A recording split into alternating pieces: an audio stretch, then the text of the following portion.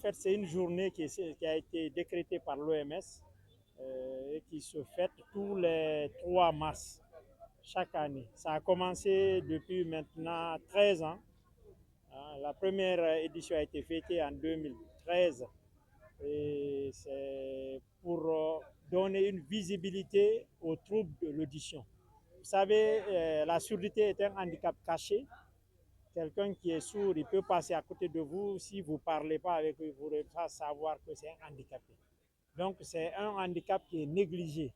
Ceux qui ont des handicaps moteurs, qui marchent dans les pousse-pousse, sont plus visibles que ceux qui ont des problèmes d'audition. Pourtant, ça intéresse, disons, une bonne partie de la population mondiale, parce que c'est près de 5,5% de la population mondiale, soit 460 millions d'habitants à travers le monde. En Afrique, il y en a beaucoup.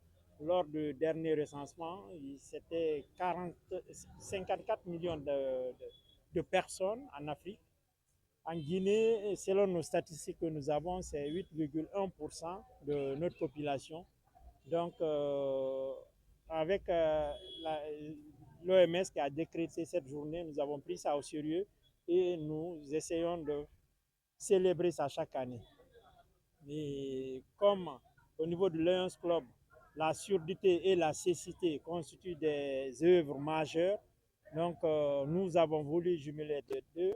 Donc la consultation et les soins gratuits qui se sont déroulés aujourd'hui là, c'était au compte non seulement de l'ORL, au compte de la surdité, mais aussi de l'ophtalmologie pour tout ce qui est trouble de la vue.